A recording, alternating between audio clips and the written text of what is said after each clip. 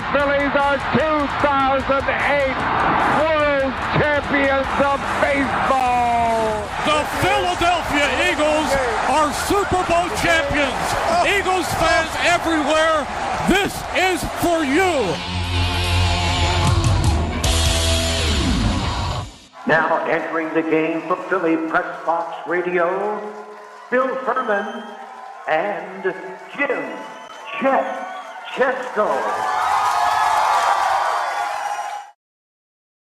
It's Wednesday, May 24th, 2023. Welcome to the Philly Pressbox Radio Roundtable, brought to you by the Irish Rover Station House in Langhorne, PA. Allstate Insurance at Westchester, PA. Cavs, Philly Tailgates, and the Edge of Philly Sports Network.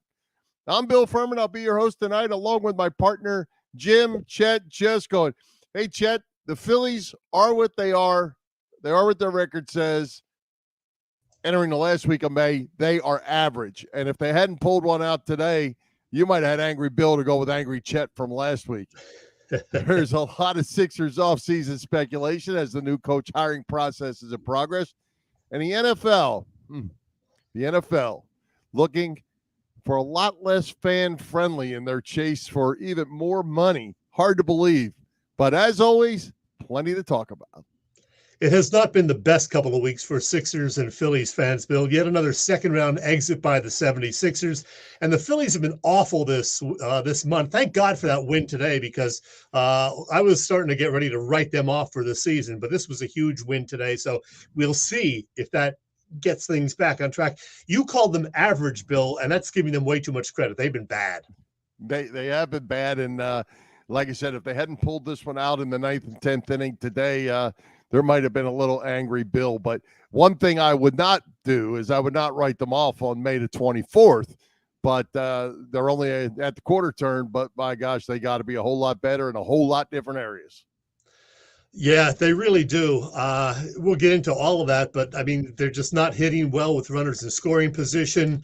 The starting pitching is a major concern. We're going to talk about that. And there doesn't seem to be a whole lot of options out there for them. So that's a concern. I mean, I'm kind of glad they left Ranger Suarez in there today to go 5 innings, because they need to build him up. And he actually looked pretty good in 3 of the 5 innings, but that third inning, I guess it was, not so good. But hopefully he'll get back on track. Fortunately, Nola and Wheeler, I think, are going to be okay. Nola looked pretty good his last start. And even Taijuan Walker, who's been generally very bad this season, after the short outing last week, on Sunday, he looked very good for his 5 1/3 innings. Yeah. Well, we'll certainly get to all that. We're going to have a great guest joining us shortly to talk Phillies and Sixers with WIP, 94 WIP, and host of Fritz at 6, Jack Fritz will be joining us. Yeah, Jack's going to help us resolve all of the many issues that the Phillies and Sixers are dealing with. People will no longer be able to say, we don't know Jack, Bill, because we do know Jack. We do know Jack, and Jack's going to tell us what it's all about. That's good. I like that. And don't forget, folks, later in the show, you and I, Bill, are going to sing a medley of Tina Turner songs, because we lost that legend today. So you and I are going to do a little medley of our favorite Tina songs. Maybe? Let's not. No. No, probably a good idea. Well, since now we have Jack on here, maybe Jack could sing a little medley of Tina Turner songs with us as well, and that could get me out and get Jack in. So it could be the Jack and Chet show. Let's do it. Let's get Jack on. All right, let's welcome Jack Fritz back to Philly Pressbox Radio. Jack, you got on there at the end. Are you prepared to sing Tina Turner with Chet? Proud Mary, keep on burning, burning. That's pretty good. I'm 29. I know my Tina Turner. I love it. I love it, Jack. Hey, we were going to talk Phillies with you first. A great win today, a much-needed win. But I want to talk Sixers first with you. For what seems to be the case every single year anymore, the Sixers are done after the second round. And this year you have Nikola Jokic and the Nuggets, plus Jimmy Butler and the Heat, we think, heading to a finals matchup. The Sixers fired Doc Rivers. I don't know what's next for James Harden. What is the state of this 76ers franchise right now, Jack? Despair. I don't know. It's not great. And what sucks about where they currently are, at least, is that, and why I think the city is still reacting so hardly to the loss, is that we believed again. and that's why they say never believe, because you can only be let down. And that's how they're kind of being perceived right now. Like when they won Game 5, I remember I was so happy because I was like, finally, Joel Embiid like figured out how to win. Like I always had a feeling of like, I don't know. He doesn't make enough winning plays for me. Doesn't do the things necessary to win basketball games. Like great player, amazing talent, but is he a winner? I wasn't sure of. But I thought that Game 5, I mean, he just commanded the whole court. I mean, defensively, swatting the ball, offensively, letting the game come to him, passing on a double team, scoring when necessary. And then how they just folded in the fourth quarter of Game 6, I think had people down. And then to just no show in the biggest game of your career, it's everyone. There's no Sixers take right now that I think is out of bounds. Like you could say blow them up or blow up the team, and for the first time, people are finally buying into it. They're like, yeah, blow it up, because like, what's the point? I think that's where I know I'm at. Like, I just think this is a waste of time if they bring it all back, because I think you're just going to be sitting here in the same spot next year with Joel Embiid having less and less value. Mm-hmm. Yeah. Well, and let's stick with Embiid because and Chet, Jack and I did not rehearse that because Jack, everything you've said is pretty much what I've been saying all along. Do you think we've watched him operate? We've watched him around the media and all that. Does Embiid have this thick enough skin to withstand what's going on with him in Philly right now, and the fact that he is not a favorite son at the moment? Yeah, well, I think with Joel, I don't think he really pays attention that much. I mean, I know he probably hears it on social media. We know how much he loves to tweet and stuff. And I'm sure there's a little part of him that's like, all right, well, if you want me to leave, I could definitely see at some point this summer, if I can just call my shot here, he definitely tweets something like, oh, you don't want me anymore? I guess I'll leave, because it's a little like Aaron Rodgers-ish with the whole like retirement thing a couple of years ago. I could see him kind of doing something like that, but I don't think he's listening to WIP. That's a mistake. I totally agree. I mean, actually, I think it's good if he did it at this point. But I think he hears it, but I don't know if he knows it's a massive groundswell. And I think he thinks that I won the MVP last year. I'm one of the best players in basketball. Like, I'll go out and do my thing, and have the Sixers in the playoffs next year. But yeah, I think he can weather it. Because I don't think he really pays that much attention to it. I really don't think they can bring James Harden back. I hope they don't. And I want to get your opinion on that. But first, let's give everybody Charles Barkley's opinion. I think they got to move on from James. That's my personal opinion. Like, if they do something stupid like extend him, that'll be the end of the Sixers for the next 5 years. But that's the big decision they got to make. It's going to be painful. It's going to be difficult, but they got to move on from James Harden. You agree? Yeah. I mean, like it's so funny because if you told me you can sign him to a 1-year deal, like, yeah, I'll do that. But we know that's not the case. He would not sign a 1-year deal. So you have to either let him go or sign him for the minimum, I think, of 3 years. And I believe that we just saw the best version of James Harden. And that wasn't even, like, he had the couple 40-point games. He won them game 1. He won them game 4. But, like, again, their two biggest stars in the biggest games. Well, James Harden's played in the Game 7 of the Western Conference Finals. But whatever, like, James Harden with Joel Embiid had what I believe was a chance to change the narrative on his career.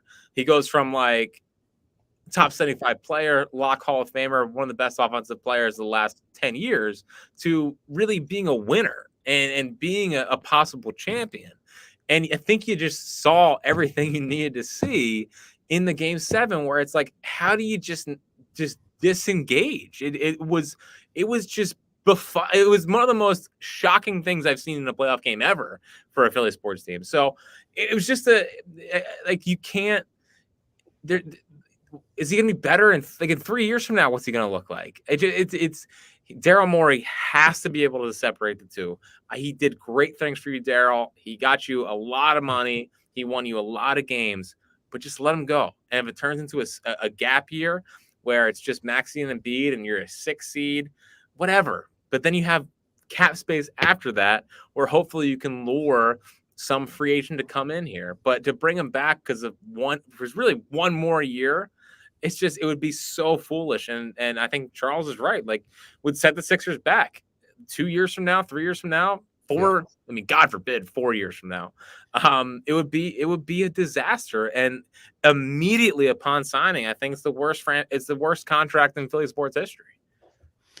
Well, Jack, true or false? Do you know the media reports that James Harden actually had something to do with Glenn Rivers being fired? Do you think that's more media stuff, or do you think there was really some input there? Because Harden's on the rope, as we're saying, anyway. Yeah, I mean, it could be. I think that. But the thing that I don't understand about that is that then why at the same time is every report that he's going back to Houston? Right. Maybe this was a condition for him to come back to the Sixers, but we thought the same thing when the Eagles when the Eagles fired Doug, where it was like, oh, well, they fired the coach, so they're going to bring Carson back. Well, turns out Carson wasn't very happy regardless, so he still left. So to fire a coach because of James Harden feels like a massive mistake. But again, we have a pretty good sense that Daryl wants to keep James Harden, and if a part of his demands are that Doc Rivers isn't the coach, then I think at this point, they will do it because that's what James wants, and I think Daryl wants to keep this thing together. At the end of the day,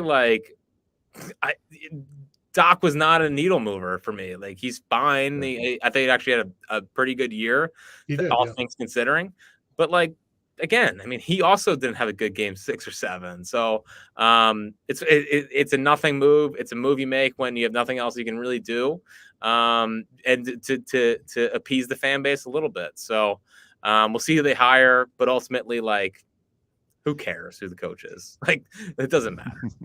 Hey, Jack, before we switch to Phillies, I got one more basketball thing. You posted something on Twitter the other day, which I totally agree with. It has to do with the revisionist history, as you call it, concerning Jimmy Butler. I mean, I was on board with getting rid of Jimmy Butler 3 years ago. We all thought Ben Simmons was going to be a really, really good player at the time. Didn't quite work out that way, but revisionist history is right. Talk a little more about that, please. Well, yeah, it's just annoying. It's like every time Jimmy Butler does one thing, it's like, well, how could the Sixers ever let him go? It's like, do we forget where this team was? He's 30 plus years old. He just forced his way out of 2 spots. He just had the infamous practice with the T-Wolves where he took the second stringers and beat the starters and immediately left and went up to do an interview with Rachel Nichols. This guy was viewed as a loose cannon at some point. So Ben Simmons, obviously at that point, there was some concern. I mean, he still wasn't shooting, but he was a 21-year-old all-star that at that point was 3rd team All-NBA. That was also an all-star. It would have been stupid. It just would have been dumb to move on from that and just give up on a guy that you drafted number 1 a couple years before. It sucks. It sucks that it happened. Obviously, hindsight being 2020, you keep Jimmy and you get rid of Ben for peak value at that point. But it's not based in reality. It's not based in reality. And just because 5% of the cities hated Ben Simmons and wanted to get rid of him, that doesn't mean that that's how people felt. So it's what we do when things aren't going well. I think the Jimmy Butler thing feels like the new TO, where it's like, how could you let that go? Yada, yada, yada. The TO thing, whatever. I think that was probably their fault. But regardless, the Jimmy Butler thing, I think it just would have been organizational malpractice at that point, given that they thought they had their 2 stars in Joel Embiid and Ben Simmons. One final Sixers question from me as well, Jack. Daryl Morey, where's his responsibility fall in this mess? The fact that he might be blowing up this team, has lost his coach, and he had a bench that wasn't worth much of anything. Where's his responsibility? Yeah, I mean, I think Daryl Morey's pretty smart. But at the same time, I mean, his big move in his career is just trading for James Harden 2 times. He's never been a great draft guy out in Houston. I mean, he drafted Maxey here, which is obviously a good pick, but also, you know, Elton Brand was here for a long time. I'm sure scouting, and Morey just got in here. So who knows how that kind of played out. His best draft pick with the Rockets was probably Clint Capella. Does that make you excited? And you know, I still think he's pretty smart, but at the same time, we'll see what happens with this Harden contract. Like, if he gives him the full max,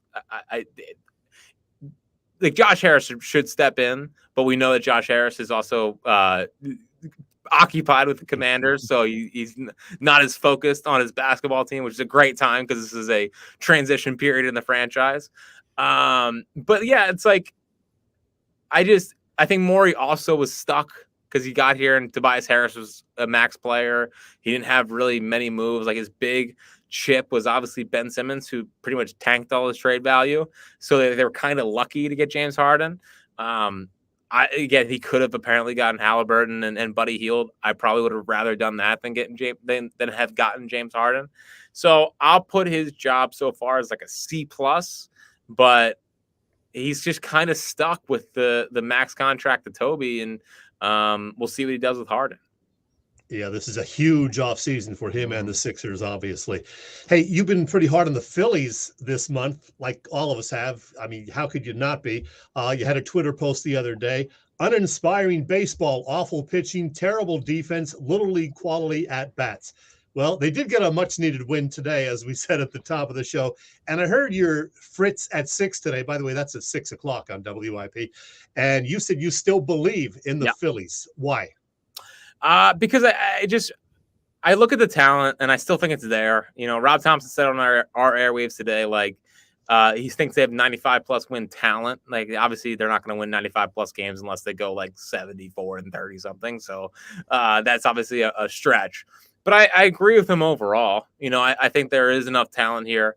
I think they've been massively underperforming. You know, like, Castellanos is above 800 OPS. I think he might have went under it today, but regardless, Marsh is over 800 OPS, and that's it. And that's a lineup that Bryce, as he gets healthier and he gets more plate appearances, he'll qualify for it. But, like, there's too much there that has been underperforming so far. So, like, you know, I think the Schwarber hot streak is coming. I think Turner tonight was hopefully a bit of an exhale moment where he can just calm down and go be the best, you know, the one of the best players in baseball, like he has been for the last 8 years. So I feel pretty good about that stuff. I there's just, I can't give up on a team when the two teams in front of them are the Pirates, Marlins, and Giants, 3 teams in front of them. Like, those teams stink. Like, I don't think they're very good. And I just think that as the Phillies thing starts rolling here, they'll get back into it. They've been frustrating. Like, I am a positive Phillies fan. It has crushed me having to, like, be annoyed at them because I don't want to be annoyed with them. But, like, they've played dumb baseball. They've had just awful at bats. The start of pitching hasn't been great. But, like, I think hopefully Wheeler Nola turn a corner. I thought Ranger, obviously the bad inning today, but for the most part, I thought I saw more good than I've seen the last couple starts. So hopefully he starts rounding back into being Ranger. And then, you know, the bullpen, hopefully Alvarado comes back and it's fine. But, you know, I think they have more options back there than they've had in years past. So I'm really just betting on the talent figuring itself out and the rest of the wild card chase being occupied by teams that I don't think are very good. Well, Jack, the thing that troubles me a little bit, the sloppy ball that you're talking about, and the nights that seem very uninteresting, that they're uninterested in playing, that falls on Rob Thompson and his staff. Does Rob get a little bit of a pass because of what we got last year in the playoffs? At this time last year, when they were playing this kind of ball, we were wanting to run Joe Girardi out of town. Well, that was also after 2 years of Joe Girardi being a disaster. Like, Rob Thompson is coming off a full World Series appearance, so at least that's a little bit different. And my thing with Rob Thompson is 2 things. One, I thought that Joe Girardi was making decisions that were actually costing the Phillies wins. Like, there was I feel like multiple times, or at least once a game, where I was like, well, that's the wrong decision. And ultimately it backfired. I haven't felt that way about Rob Thompson, like, in all honesty. And if every year this group of guys needs to fire a manager to get a spark, I think you have the wrong guys. You know what I mean? Like, ultimately the players have to go out there and play. Like, Rob Thompson's not having Trey Turner going into the worst slump since May of 2017. He doesn't have Bryce Harper out for the first month and a half of the season. He doesn't head into a season with Andrew Painter hurt, Ranger Suarez hurt, so where they're starting Bailey Falter and whoever else, every fifth day, and now we're starting like Dylan Covey against the Braves on Sunday. So, I think I'm giving Rob a pass, and I'm just hoping that we wake up a month from now and they kind of right the ship here and start moving in the right direction. Like, I think guys like Rob Thompson, I think that Girardi was a bit like standoffish and didn't really connect with the clubhouse. I think that's the opposite of Rob. I think he is someone that is in there, invested, and wants to be around the guys. So, I think honestly, it feels like the players were kind of pressing the last couple of nights as well, where they're like, we got to make sure something's happening. We got to go out and make something happen.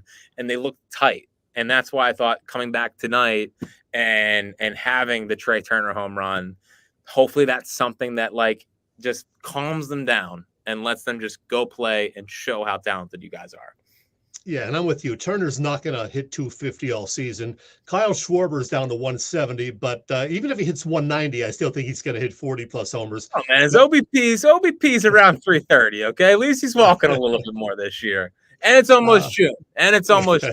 He's gonna heat up, I know. But I'm still worried about the pitching. I mean, Nola and Wheeler are okay, but they don't look like aces yet. And I am optimistic that Ranger Suarez is going to be okay. But beyond that, I don't know what we're getting with Taijuan Walker. And, there's nobody after that. So tell me why I should be okay with the starting pitching. Well, what you have to hope is that they can tread water here at the fifth spot until the trade deadline. And, my plan, and I said this tonight, and I said it on a couple high hopes, is that I'm getting Griff McGarry up here ASAP. I know he's coming back from injury. I know he's never pitched in the big leagues yet. But I think he's a guy with plus stuff that was one of their three best prospects in the system. And he's 25 years old. Like, it's pretty much showtime for Griff McGarry. And, I think he's pitching tonight for Reading. If it's not tonight, it's tomorrow, and they're stretching him out to 60-plus pitches. So, I just think that he gets a couple more kind of rehab starts, and then he's up here, and he doesn't have to come up and save the season. But if he can just give them 4 solid innings to start, I'll take 4. Okay, it's a low baseline, and then hopefully work his way into more innings. So I think that stabilizes the number 5 spot.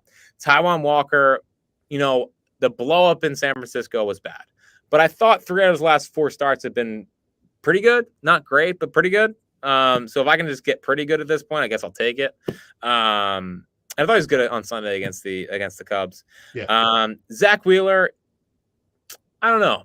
He just feels like he can't. It almost feels 09 Hamelish, which is like not the best comp, but just can never really get on a roll. And then Nola. What I thought was interesting about Nola's start on Saturday is that he only threw 2 changeups the whole start, and they were in the same at bat. So, maybe they found something here where the changeup's not. I think it's the lowest whiff rate of his career, the changeup. So maybe they just go fastball, curveball, cutter, and that's the new plan for him. But either way, he was up to 94, and he sat it in the 6th, 7th. So I thought that was a good sign. But yeah, I think that they tread water into the deadline. If Griff comes up and dominates and takes over, great. If he doesn't, then you're going out and you're looking for a big piece that can stabilize the rotation. Hey, Jack, how do you like the idea? How'd that make you feel? Any better or no? Much better now. Listen, I'm trying to help out here. I'm trying to calm everyone's breaths.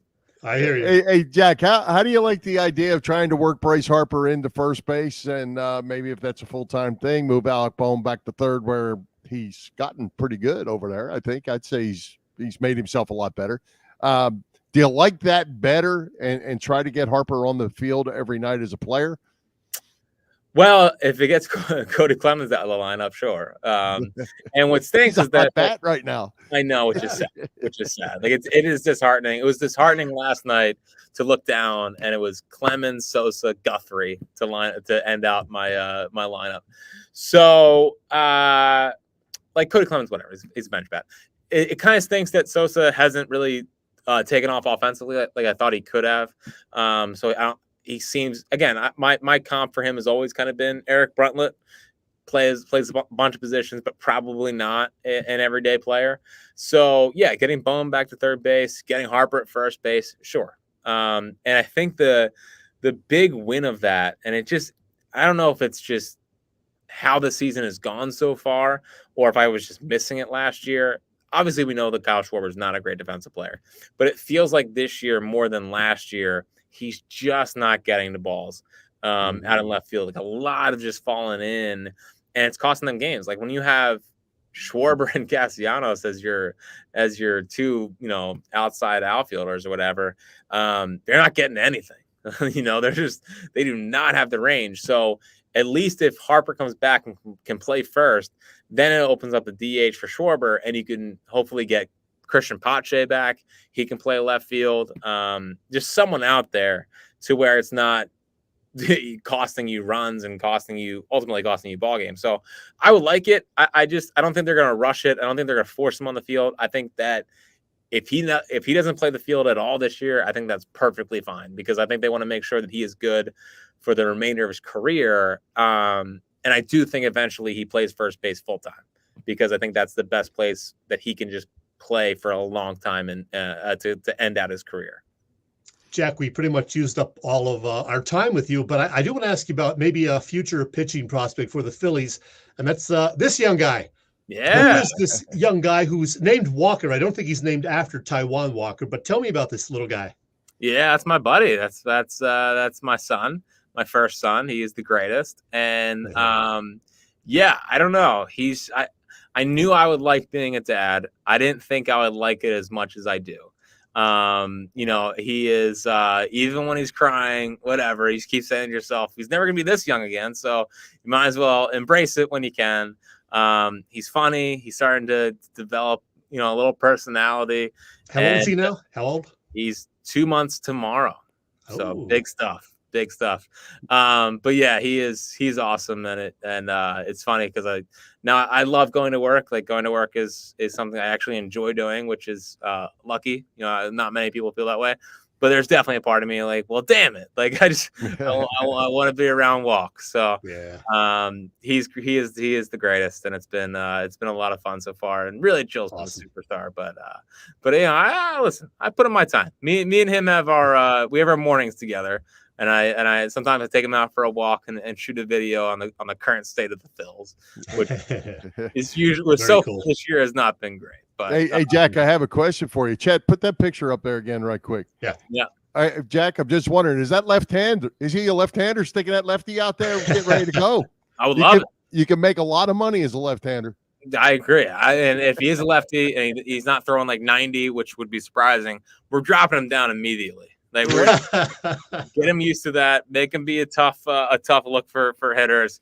Would love a situation. I don't think there's a better job in sports than situational lefty. That's right. It's the best. So yeah, we'll see.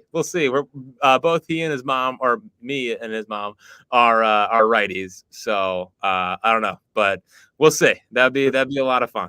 Good luck with that. Hey, Jack, before we let you go, let the viewers know where they can follow you. You got all kinds of stuff going on with your Fritz at 6 and other things as well. Let them know where they can find you. Well, where can't you find me? No. So obviously WIP, Marks and Reese, 2 to 6. And then I do Fritz at 6 when there's no Phillies games. And then leading off and final out for Phillies games. So a lot of Phillies talk. And High Hopes Podcast if you want more Phillies talk. And you can follow me on Twitter at JackFritzWIP. Very good.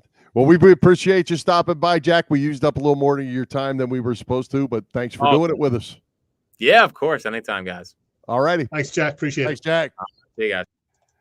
All right, Chet, spring is here. It's almost June, by the way. It's time for you to save some money with Allstate's pay-as-you-go auto insurance. Yeah, you got that right, Bill. Allstate's pay-as-you-go auto insurance puts you in control. You only pay for the miles you drive. With the same full coverage that a traditional policy offers, pay-per-mile insurance gives customers greater control of their insurance costs. See how much you can save with pay-per-mile car insurance by calling your local agent. In Westchester, Pennsylvania, that is Dave Lavoie. And oh, by the way, in addition to auto insurance, Dave's Allstate office also offers home and renters insurance, life insurance, business insurance, and more. Allstate in Westchester. Call Dave Lavoie at 610-430-0700. Once again, 610-430-0700. All right. Hey, Chet, while you're out and about, tell us what's going on over at the Irish Rover Station House. Always great reasons to visit the Irish Rover Station House in Langhorne, Bill. The Rover, as usual, has killer burger Thursdays. I love a good burger. And there are some great dinner specials, usually Thursday through Sunday. They are closed for Memorial Day on Sunday, however. So the dinner specials are Thursday through Saturday, actually, this weekend. And that appetizer sounds really good. The pulled pork sliders, that has my name on it. Oh, there's music on Saturday night this weekend. It is a DJ providing the tunes. Of course, there's always 24 beers on tap and a great bunch of beer tenders and wait staff at the Irish Rover Station House. And hey, mark your calendars. The Irish Rover's legendary Father's Day car show is less than a month away. It is Sunday, June 18th. Yeah, that's Father's Day. I was there last year, and it is a very cool day. 9 a.m. to 2 p.m. on Father's Day. We will talk more about that next week. The Irish Rover Station House is on Bellevue Avenue in Langhorne, and you can get more details on their website, irishroverstationhouse.com. And without any further ado, I have this for you, Bill. Hi, this is Ray Dinger, and it is always fun to talk sports with these two guys, Bill and Chet, on Philly Pressbox Radio. And hey, Bill, before we continue, I want to mention something else, and that is the fact that, speaking of Ray Dinger, Tommy and Me has begun its run at the Bucks County Playhouse with a brand new cast, and it is getting great reviews. I just read a couple of reviews today. Channel 6 did a piece on it Monday night, I believe. It runs through June 17th, and yeah, that's the guy from NYPD Blue, Gordon Clapp, who's got one of the lead roles. I'm very happy to say, Bill, that I will be there for Tommy and Me on Sunday, June 4th. Maybe I'll see you there, Bill. Well, there's a possibility. There's a possibility. We'll see how it goes. All right. Well, hey, speaking of Ray Dininger, Tommy and Me, let's talk some Eagles, Chet. The NFL schedule is out. Had a little bit of time to digest it now. But hey, what about these TV changes the NFL's making? Most recently, the Thursday night ruling that they came up with. Not very fan-friendly in my mind, what's going on in the National Football League. If you ask me, it's good for the fans who are going to be sitting home hoping to watch a good Thursday night game, because what they're going to be able to do now is, I think it's just for the last 5 weeks of the season, they'll be able to flex games to Thursday night. Now, the good news is they do have to give 4 weeks notice or something on this, which makes sense, but it's still bad for a lot of fans who maybe made plans, already here in May or June to go to a particular weekend game, and then all of a sudden it gets switched to a Thursday. You got to take off work, you got to change flight and hotel plans. So yeah, it's not fan friendly in that way. But the thing is, they've had a lot of crappy games the last couple of seasons on Thursday nights. Amazon's not happy about that. Amazon wants to get better games. The NFL would like to have more games, and the NFL wants to make as much money as humanly possible too. So that's the big factor. There you go. Yeah, I mean, the NFL having crappy games is just the luck of the draw or unluck of the draw. I mean, you make the schedule in advance. All of a sudden, the Detroit Lions are a little bit better, and the Green Bay Packers aren't quite as good. Well, so what? That happens that way. And if you end up with a bad game, it's a bad game. You also might end up with the Eagles and the Chiefs. So, I got a real problem with it. I got a problem with the whole NFL thing and the money chase. Because, Chet, as we grew up, it was Summerall and Brookshire. And then it was Summerall and Madden. And you knew if you had them guys, Buck and Aikman, for many years, you knew if you had them guys, you had the game of the week. Now every game goes out for bid to a network. You don't know who you're going to get to do games. It's just, to me, it's a money grab. Turn it off and listen to Merle and Mike. Yeah, I'm with you.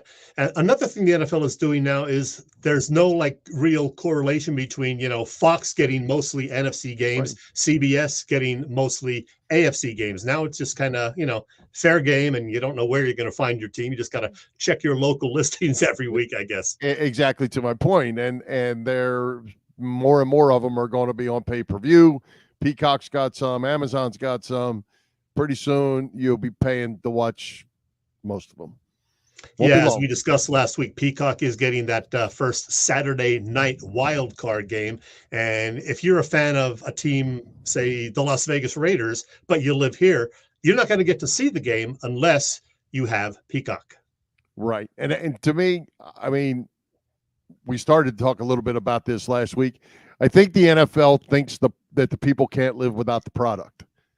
And they think that if they are going to do that, you, Joe fan, is going to buy Peacock so you can watch that game. And I don't know that it's that way. I think they lost some interest a couple of years ago when they had, they took the stance they took. I think that hurt them some. But people, if your team is winning, especially with the Eagles, people are going to watch. But if you got a bad team, I don't know that you got those fans back. Yeah, I'm with you. But I think the NFL knows that most people are going to stick with them. They may lose a few. They're rolling the dice that they are. Yeah. And so far, they've been pretty lucky with that.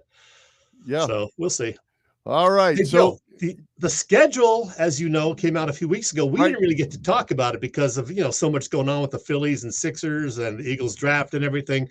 But the schedule is out. And I don't want to do the complete game by game thing, but what I did was I looked at the first half of the year, which is weeks 1 through 9, and I figured out what I think the Eagles are going to do. And then I looked at what's a pretty tough schedule after the week 10 bye. They got a really grueling bunch of games after that. Kansas City, Buffalo, a big revenge match with the Niners, who hate Philadelphia for some reason, then at Dallas, at Seattle, which is always tough. So as we look at this schedule, Bill, what do you think they're going to do in the first half of the schedule pre-bye? Well, I think do it the way. I think New England game at New England is going to be very tough. Minnesota is going to be tough. They could lose both of those. Tampa Bay on Monday night, I think they win. Washington, they're going to win. At the Rams, going to be tough. They'll beat the Jets. They'll beat the Dolphins. They could lose one of those Washington games, and they could lose a Dallas game. So they could be at, what's that, 1, 2, 3, 9? That's 9 weeks. I'll say now it's only May, so let's keep that in mind too. Yes. I would say 6-3. Okay. Yeah. Now what I figured was, even though New England and Minnesota are going to be tough, New England always seems to start off the season poorly. So I'm going to say, even though it's going to be, Tom Brady retirement jersey night or whatever, I think the Eagles are going to win that one. And I also think they're going to beat Minnesota, who they crushed last year, also on a week 2 Monday night game. This time it's on a Thursday. The only 2 losses I see over the first 9 weeks are at the LA Rams. I think the Rams are going to be, having a rebound year this year.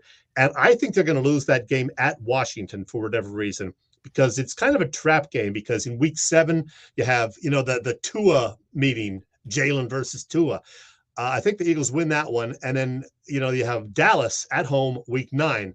So I think that Washington game is kind of a trap. So I'm saying the Eagles go 7-2 over the first half of the season. You have them at 6-3. So that's not bad either way, right? Maybe because Slay can't cover McLaren. Maybe that could be why Washington beats them again. Yeah. Well, I'm always worried about the Eagles secondary. So yeah, I'll go with 6-3. So what do you got in the second half? Well, the second half, Bill, this is really tough. After the bye, you got to go at Kansas City, home against Josh Allen and Buffalo. Then you take on San Francisco. We know how the Niners feel about coming back east to play the Eagles again. And then you're at Dallas and at Seattle. That is a grueling 5-game stretch right there. They could lose all 5 of those. 15. I mean, yeah, theoretically they could. They're not going to. So what I decided was they're going to split with Kansas City and Buffalo. They're going to win one and lose one. I don't know which way, but they're going to go 1-1. I think they're going to beat Buffalo, but I have them losing both at Dallas and at Seattle. So unless Geno Smith, falls flat on his face this year after his comeback of the year season last year. So I had them starting out 2-3 in the second half. How about you? Well, they're not beating Kansas City at Kansas City on Monday night. That's not going to happen. Buffalo, I don't think they beat Buffalo. San Francisco, we'll see. They still stink at quarterback, and there's still a bunch of crybabies. So I'll go Eagles in that one. The Dallas game, if they win in Week 9, they'll lose on Sunday night in Dallas. They're going to lose one of those two.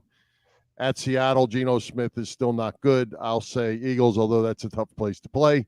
It is. And then the Giants are going to be tough. They're going to have to, maybe that January 7th game will be meaningless, but playing them twice in 3 weeks is not going to be an easy task either. Yeah, I think the Eagles do win the final 3 games against the Giants. Arizona stinks. And then, like you said, if the Giants game means anything, the Eagles win. If it doesn't, then, they may lose it. But I think the Eagles will lose 3 games over the second half of the season. So I'm going to say they will finish the year either 12-5 if that last game means something, or 11-6 if they don't have to win that final game of the year. So I have them either 12-5 or 11-6 here in May, Bill. We will do this again in early September. Right. I came up with 3, right? 3, Kansas City, Buffalo, the Dallas. Yeah, I got 3 and maybe 4. Okay, so you have them 10-7 or 11-6. Yeah. Okay. And as we get a little closer, we'll tighten that up. Oh, yeah. We'll make our official predictions in early September. I still think the offense is going to be really, really good, but the schedule is really tough. It's not going to take many injuries to make this thing go sideways for sure. Yeah, I'm with you. All right. The NFL doesn't care about fans. Come on, Joe. Yeah, I know. They care about our money. You're right. That's a fact. That's a fact. Well, hey, Joe's Chet. busy. Joe's wearing out his laptop tonight. Yeah, he is. All right. Hey, let's give a shout out to all the shows over at the Edge of Philly Sports Network this week. Sixers, still talking about Sixers, the Phillies, the NFL schedule, everything that's going on in Philly sports. You can check it out at www.eopsports.com, as well as Edge of Philly Sports on YouTube. You can also find our show, Philly Pressbox Radio, on our YouTube channel as well. Please help us out by hitting those subscribe, follow, and like buttons. And as always, share with your family and friends. Well, it took a while, Bill, but I finally did find the lineup for the week. Matty B, by the way, moved to Thursday this week instead of Tuesday. So for all you Matty B fans, look for him Thursday, not Tuesday. But great lineup of shows every day of the week. But my personal favorite is Wednesdays at 7 p.m. Eastern time, Bill. Me too. Hey, as a follow-up, Chet, to last week when we put our Joe Repchinski quote up during our Sixers conversation, we talked about Joe's book. Well, Chet, Joe's book has arrived. How about that? So I'm looking forward to reading it. Just got it today. The junior varsity team is playing. It's called by Joe Repchinski about North Catholic High School way back in the 60s when Joe played for him. I'm looking forward to reading this, and we'll let you know a little more about it. We might not have a movie review coming from here, but we might have a book review. Hey, I wanted to mention also congrats to the Eagles Autism Challenge. They brought in $6.2 million this year. That is just incredible. They had a great turnout for the bike ride and all the other events. I was at the Philadelphia thing the previous weekend, which was a whole lot of fun. So they do a great job with that. $6.2 million. Congrats to the folks at the Eagles and all the volunteers and everybody who donated to that.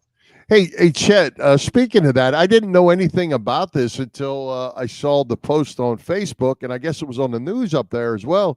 Our buddy Freddie Burns was at the Dunkin' Donuts, I guess, doing a fundraising thing. Brandon Graham was there. Yeah. Freddie's young Fred was there as part of that, the Burns family. And do you know anything about that? I didn't know about it in advance, and Fred I must know have kept nothing. that under wraps. I just saw the pictures as well, but it looked like a whole lot of fun. And I mean, the best thing for us, because we know Fred and the family, is that Freddie is still doing very well with his, post cancer. So he's on the road to hopefully a full, healthy life. Yeah, and we got to get on to Fred, because we could have known that. We could have maybe helped him out along the way. And I know Fred watches our show, and but didn't hear from him on this. But congratulations to him, and a thanks to that Brandon Graham, who was part of it there at the Dunkin' Donuts that they did. Hey, by the way, even though the Phillies stink right now, we're talking about charity stuff. I was at another great Phillies-related event last Thursday night over in Trevose. They call it the Spring Dinger, benefiting the Darren Dalton Foundation and families battling brain cancer. A lot of former Phillies were there, including, Ruben Amaro Jr. and Dave Hollins. So got to say hello to Dave Hollins. What a super guy he was. Bernie Perrant, of course, who is everywhere. My buddy Bill Barnesy and I chatted up Bernie a little bit, and all the various ambassadors like Hollins and Ruben Amaro Jr., Steve Jeltz, Tommy Green, Mike Missinelli was there. Just a fun night, and they do a great job with that. So they have various events throughout the year. Our buddy Mike Conray was on hand as well. So congratulations to them on another great event for the Dalton Foundation. Fantastic. Hey, Chet, tell us what's going on with Bob Cavanaugh and the gang over at Cavs Philly Tailgates. That's a good idea. Let me see. Cavs Philly Tailgates has a big event coming up on June 10th. Cavs Philly Tailgates. This is the menu for their event before the June 10th Phillies Dodgers game. Great food, all sorts of beverages, great variety. Cavs does corporate events, graduation parties, you name it. And Cavs Philly Tailgates, well, that's Bob Cavanaugh primarily. He has been cooking up terrific catering stuff for more than 30 years now. Tailgate parties, the specialty, but Cavs is a 3-time winner of Philly Tailgates Jack Daniels Great American Tailgate Party Contest, and a past winner of the Philly Daily News Tailgate Award, even featured on the Food Network. Cavs Philly Tailgates, always the way to go. If you need more info, email them at cavscatering@verizon.net or check the website, phillytailgates.com. And as you know, they provide the food for Philly sports trips, tailgates, the home games, and also they're involved with all the road events. And Philly Sports Trips has some great trips lined up. All of the away games, they will be, organizing trips for that. There's the schedule, which we already talked about earlier. And they also have trips over to London and Wrigley Field and San Diego's Petco Park. Check everything you need to know on their website, which is phillysportstrips.com.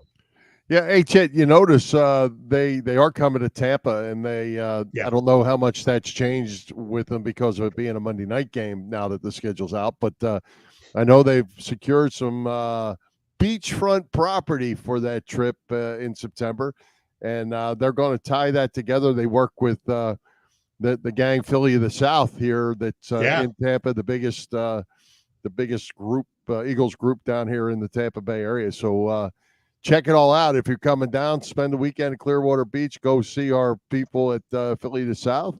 Vince Papali, I believe, is supposed to be there. It was at least when it was going to be on the weekend. And Hollis Thomas will be there and some others. So get that going at Philly to South and Philly Tailgates. Yeah. Hey, we mentioned, in jest that we were going to do a little Tina Turner medley. We're not going to do that because nobody wants to hear us sing. But not only did we lose Tina Turner, but we lost the great Jim Brown. I guess it was last weekend. Boy, one of the all-time best. I was looking at the 1957 draft. He was taken 6th overall by the Cleveland Browns, just ahead of the Eagles, who had the 7th pick and were prepared to take Jim Brown if he was available. But the Browns snagged him right before the Eagles pick, and they went with Clarence Peaks, who had a nice NFL career, but no Jim Brown, certainly. But talk about the guys who were chosen ahead of Jim Brown, a pretty decent lineup of players. Paul Hornung went to the Packers. John Arnett to the Rams. Don't remember him. But John Brody was taken by the 49ers. He was a great quarterback for many years. And Len Dawson, who was actually drafted by the Steelers, even though he played virtually all of his career with the Kansas City Chiefs. So that was quite a draft. And what I really found to be odd was the NFL back then was just 12 teams. Right. And they did the draft late in the season of 1956. They held the draft November 27th of 1956 for 1957, rounds 1 to 4. Then all the rounds beyond that were done in late January. So that was very odd to me. They did that the following year as well. I don't know when that changed. But speaking of Jim Brown, because we have time, Bill, I want to play this little piece on Jim Brown, which just brings back a lot of memories. And what a great player. I left at the age of 29 years old, and I was MVP of the league. I wanted to have a career, have it peak, and do other things. This is Jim Brown, the most devastating ball carrier in the history of football. I thought he was going to be a great back. It turns out that he's the greatest running back of all time.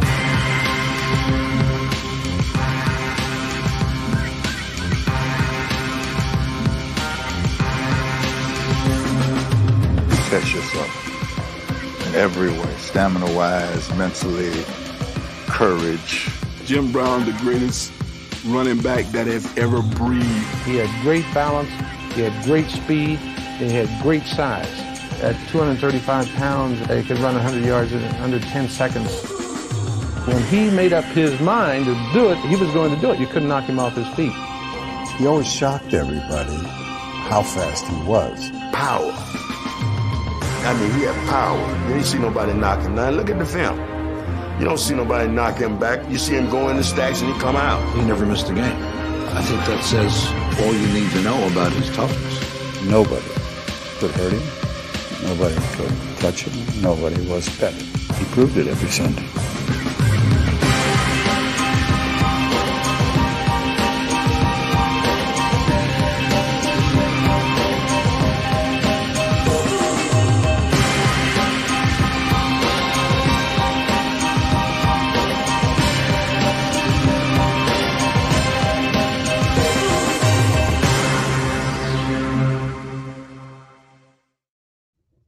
Great stuff for sure. Hey, Chet, I have to tell you, and I can't say I remember this very well, but I saw Jim Brown play.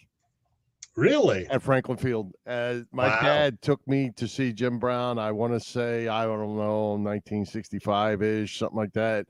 I was just a kid, but he wanted to be sure. My dad wanted to be sure that I got to see Jim Brown play. And I was I was 6 or 7 or 8 or whatever it was, but and I did get to meet him a couple times later in life at card shows, and got a couple things in the collection for Jim Brown. Great guy, and he ended up with a post-football career and the many activities that he did. You showed some of them with his movies, but he was very active as a humanitarian and race relations and things like that. He was at the forefront. It was guys like him that helped clear the way for some of these guys now making whole bunches of money and being able to do the things that they could do. Yeah, I remember vaguely his last couple of years as an active player. And then, of course, I saw a bunch of his movies like The Dirty Dozen. And I watched a lot of his highlights over the years. I wish I could have been, around to see him play in his prime. Of course, his whole career, he was in his prime. He retired way earlier than most people thought he should have. Absolutely. Good stuff. Rest in peace, Big Jim. Mm-hmm. All right, Chet. Great guest tonight in Jack Fritz. Who's coming to Philly Pressbox Radio next week? Well, I'm glad you asked, because next week, Bill, and of course I can never find, there it is. It's this guy right here. Next week is our annual visit from a longtime member of the Phillies organization, Bill. He is a fun guy, as you could guess simply from his title. He is the Phillies Director of Fun and Games. It is Mr. John Brazier. We will talk Phillies baseball in general with him. Plus, we'll get the scoop on all of the great promotions on the schedule this summer at Citizens Bank Park. Bobblehead nights, fireworks, special theme nights beyond that. I'll be at the June 9th game when they have the Dick Allen bobblehead. I can't wait for that. But John Brazier has the scoop on all of that, and he's always fun to talk to. So we will have that for you next week. Hopefully the Phillies will be on a bit of a winning streak by then. Right. Hey, I wasn't going to mention this, but PJ brings it up. Did I mention about the Rays sellout game I was at last night? Pretty crazy. You saw a great game, didn't you, Bill? Oh, well, I have to start out by saying the beer was $16.75 with the collector's cup. The game ticket was only $12. So there was that. Official attendance was 11,000. I don't know that there was 11,000, but we did get to see 20 runs and 27 hits in a big league game. I can't say I've ever seen that before. Not by the Rays. In a cavernous Tropicana field. So yeah, kind of crazy. And I'll tell you, Chet, it was almost embarrassing in the last couple innings. They're throwing position players up there that were giving up home runs to every other batter. But the first batter, they brought the first baseman in, and the first batter was Vladdy Guerrero, strikes him out. Next time around, that same pitcher's still in. They're getting all kinds of runs. Here comes Vladdy up with bases loaded. Oh, laughing, walking to the plate, and they hit one that might have gone through Tropicana Field. They're still looking for that for a grand slam. But it was kind of awful, actually. It was a dead game, and but hey, $12 ticket. If you could have that every night, you'd be down the ballpark, wouldn't you? Yeah, the Phillies had a special yesterday, $12 seats for a bunch of games coming up. I know our friend Robbie said she got a pair, so good for you. Good for her too as well. Love the $12 tickets, Bill. It's always good to get to the ballpark. Absolutely. And one thing that we did notice, we were talking about of the 11,000, there are actually some families there. Somebody, a parent, a set of parents with 2 or 3 kids running around that got to, come to the ball game because you could afford to do it, not pay $50 a ticket or whatever. So shall we razz, Bill? All right. Let's take a break and thank our friends at the PPCC 118 Raz Room. They post great sports memorabilia Facebook page. People can take a chance of winning something they may not be able to afford or have access to. All items come with certificates of authenticity. They continue to run out great autographed memorabilia from all the Philly teams and more. Check out their Facebook page. Like it or follow it. It's PPCC 118 Raz Room. That's right. PPCC 118 Raz Room on Facebook. So what do you have as a parting shot? Anything tonight? Anything on your mind? Tina Turner? Well, Bill, with you, the legendary actor Jack Nicholson turned 86 last month, and for his birthday, I got Jack a comb and a brush, and I sent it to him. I'm starting to think that he didn't get my gifts because this is Jack last week at a Lakers game. He looks a little disheveled there, so I'm a little disappointed that he didn't use the brush that I sent him. Yeah, he didn't. And, I guess, it's good to see Jack back on courtside. I guess he's suffering some dementia problems. So, which is a shame. But it is good to see him. It's like old times. So, speaking of old times, Bill, we have 1 minute. Are you a reunions guy? Like, do you go to your high school reunions? No. I've gone to all of mine. And now that doesn't surprise me. I'm going to not my high school reunion, but it is 5 or 6 different schools from the Schuylkill County area that I grew up in. And it's multi-generation also. So they have about 580 people going to this at a big ballroom. A bunch of my friends from Mahanoy area high school will be there, and some surrounding schools as well. So I don't know what to expect, but I'm sure it's going to be a wild time. It starts at 4 p.m. on Sunday, goes till 10. So I'm sure I'll have some stories to tell next week, Bill. I'll be looking forward to that. And actually, since you mentioned that, I don't really go to them, but Williamson Trade School, where I went to school, has an annual alumni day, which is coming up next Saturday. And one of my classmates is being honored as the alumnus of the year, who was one of my very best friends. I played football with him and everything. So I may, because I think I'm going to be in town, I may try to sneak up there. Haven't seen him in 40 years. So wow. Have been in a little bit of contact with him, but we were good friends and back in school, and I'm hoping to get to do that. Yeah, go for it. Wrap it up, Bill. Right, let's wrap it up. Let's thank tonight's special guest, Jack Fritz, our sponsors, the Irish Rover Station House, Cavs Philly Tailgates, PPCC 118 Razroom, and Dave Lavoie of Allstate Insurance in Westchester, PA. For Jim Chet Chesko, this is Bill Furman. We hope you enjoyed the show. We'll join Philly Press Box Radio next Wednesday, May 31st at 7 p.m. You can see us live on Facebook, listen through our website, phillypressboxradio.com, on Google Podcasts, as well as Apple Podcasts, iHeartRadio, and all the others. High hopes, Philadelphia sports fans. And now, folks, that's it. Good night to all of you, and good night, Mrs. Calabash, wherever you are.